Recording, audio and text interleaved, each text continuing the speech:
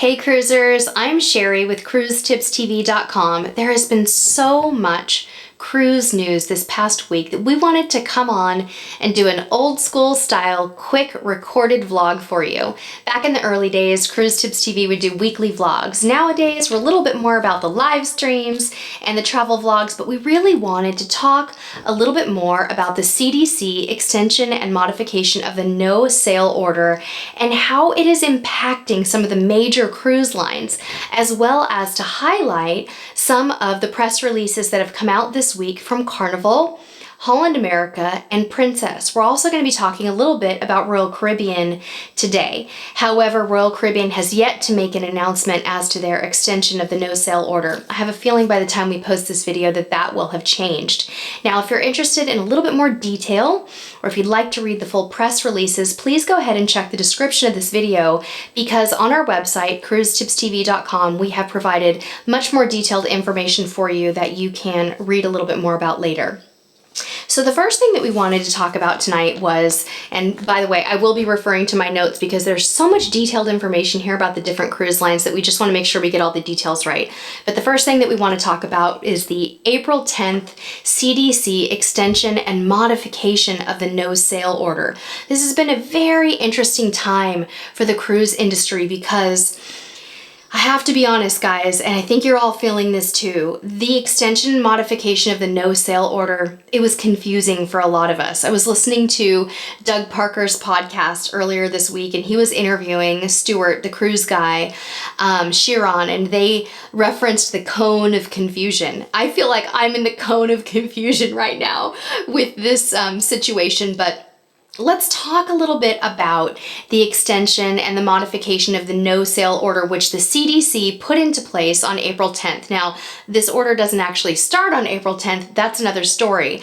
But basically, the CDC is banning cruising until the earliest of one of these three conditional situations occur. The first is the expiration of the Secretary of Health and Human Services declaration that COVID-19 constitutes a public health emergency. That's number one. The second is that the CDC director could rescind or modify the no sail order based on specific public health or other considerations. A lot of ifs, ands, or buts there, right?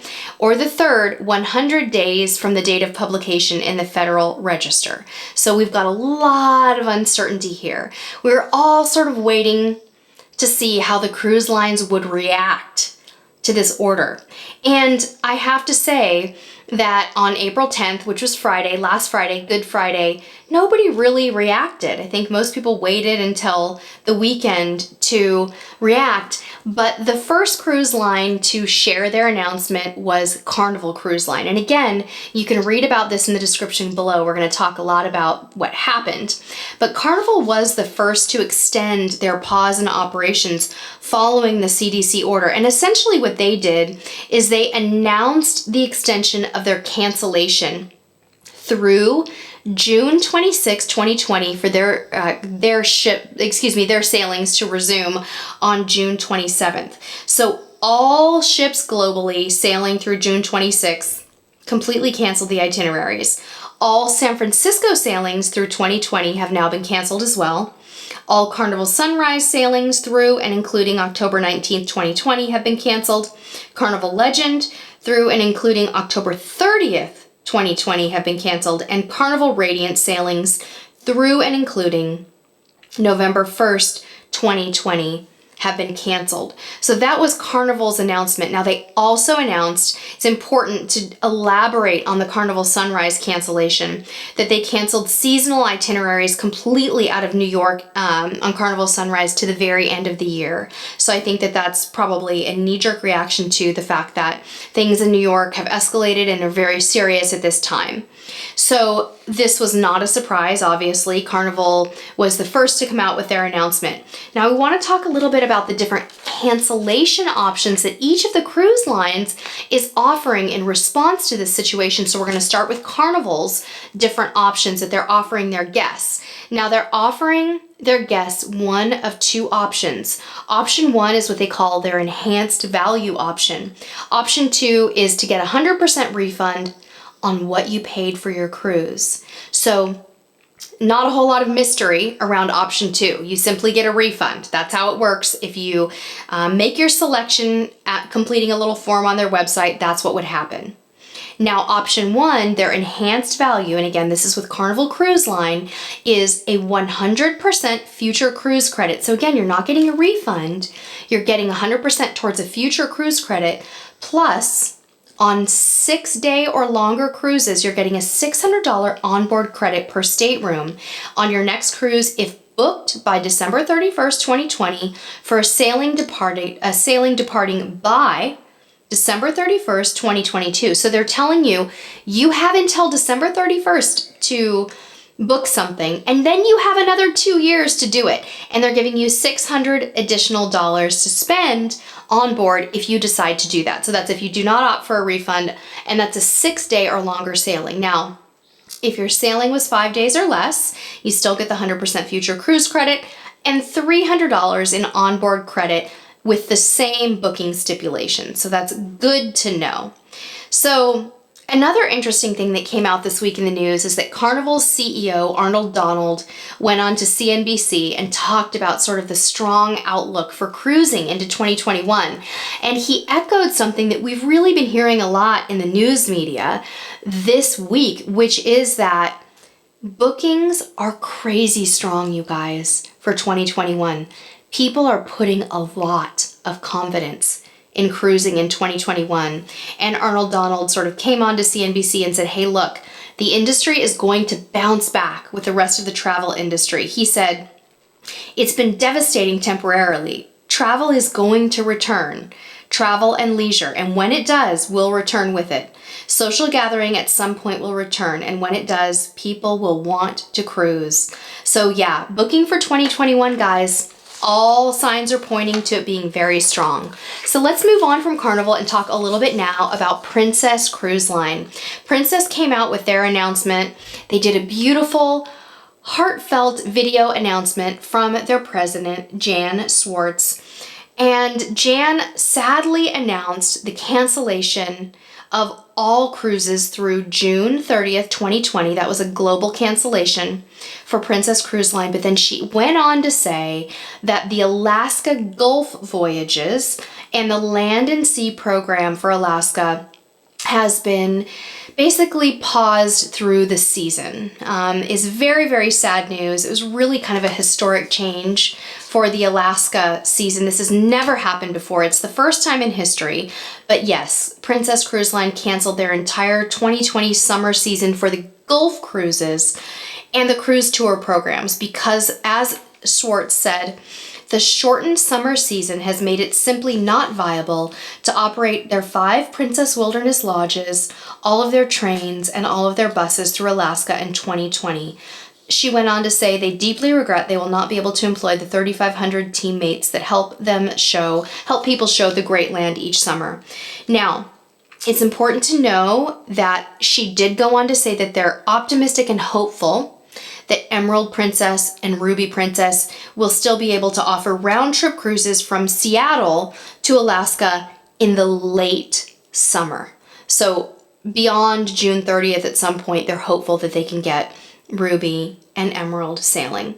Another thing that Princess sadly announced this week was the delay of their European launch of the beautiful brand new Enchanted Princess, a ship that we were really hoping to see this inaugural season, and we still hope to. Now, this was due to the significant impact that the outbreak has had on Italy and the line's shipbuilding partners, according to the cruise line. Very sad, but very understandable that a ship being built in Italy that was scheduled to launch in the middle of June is probably going to be delayed. Now, I popped onto the Princess website and I want to let all of you know that I'm seeing August bookings available for Enchanted Princess. I'm sure that's a bit, it's a moving target. That could change a little bit, but I thought you should know. Now, Princess's cancellation offerings are what we're going to talk about next. So For any guest that has already paid in full, they're going to offer a future cruise credit equivalent to 100% of the cruise fare paid, and as an added incentive, an additional 25% future cruise credit. Guests must use their credits on a cruise that sails before May 1st, 2022. Now, if you're one of those folks, there's no action needed. Your booking will automatically transfer over to a 25% FCC, as we call it. If you'd like a full refund, that is also absolutely an option, and there is a form that you need to complete on their website to do so, and that request must be received by May 31st, 2020, or you'll receive the future cruise credit. So if you want your refund, work with your travel agent or get on the website. Make sure you click on their special travel advisory section to get that all squared away. Now let's talk a little bit about Holland America. Holland America came in and also announced the extension of its global ship operations until June 30th, 2020. Now, their Alaska cruises on 5 of their ships and all of their land and sea journeys have been canceled for the entire season. So very sad news coming out of Holland America as well. They said they're canceling all Alaska sailings for summer 2020 on Maasdam, Noordam, Oosterdam, Volendam, and Westerdam. And all land and sea journeys are also canceled. And unfortunately, that includes Alaska, Canada, New England, and Europe cruises. Such sad news. Let's talk about the cancellation options for guests who are booked on Holland America. Now, if you're booked on Holland America, you do need to make your choice by June 1st, 2020. Your first option is to defer a refund and receive a future cruise credit, just a lot like Princess, of 125% of the base fare, but they're sweetening the deal, guys. Holland America is also offering you an additional $250 per person if you keep your booking, which can be applied towards any booking through December 31st, 2021. So that's pretty generous. Option 2 is 100% full refund. So that's another option. So you're probably all wondering, what is going on with Royal Caribbean? Why haven't they made their announcement yet? By the time this video comes out, they probably will have made their announcement. But their Vice President of Sales and Trade Support, Vicky Freed, who is very well respected by travel advisors in the industry, came out on a weekly webcast and said, hey, everybody, I know that you're all wondering about the update on the 100-day no-sail order.